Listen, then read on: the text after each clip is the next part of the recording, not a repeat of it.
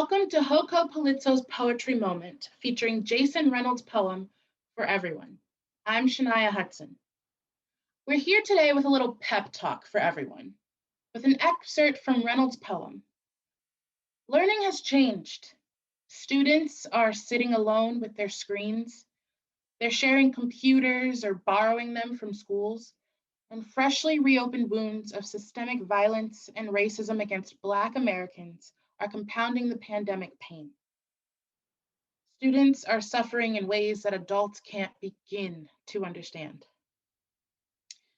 This poetry moment is a shot in the arm from Jason Reynolds, the New York Times best-selling writer of books such as Long Way Down, All American Boys, his track series, and the Marvel comic graphic novel Miles Morales' Spider-Man.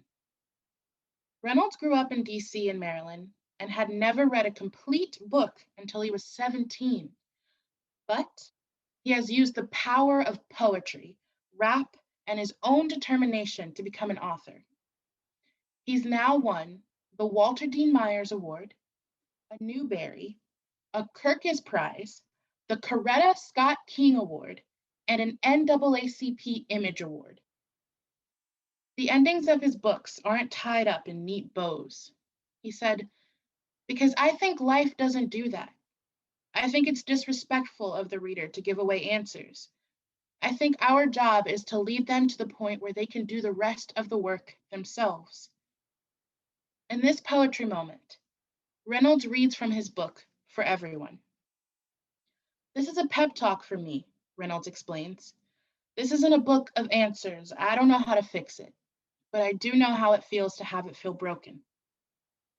Named in January 2020 as the Library of Congress National Ambassador for Young People's Literature, Reynolds is evangelizing words as a power to change the world.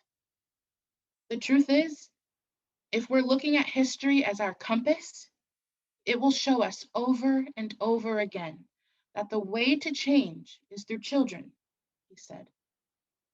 The way to change is through youth. And now, For Everyone by Jason Reynolds. What I do know is how it feels. How it feels when that spirit thing won't stop raking the metal mug across your rib cage, clanging like a machine gun fired at a church bell, vibrating everything irreverent inside. Sounds like a prison revolt that only you can hear and feel. And nasty things are being said about that prison guard, that scared, controlling, oppressive part of you and everyone else. If you are anything like me, you hope it never stops.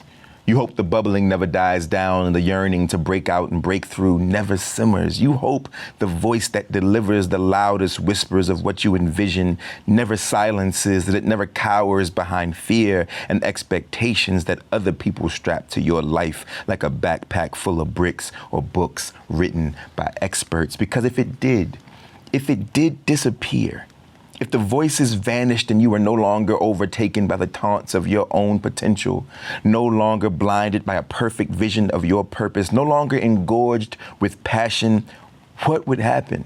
Well, I guess nothing. And to me, there is nothing scarier than nothing. Even when nothing seems to be going right, or nothing seems to be going right. I'd rather be bothered by the loud knocking on the door inside.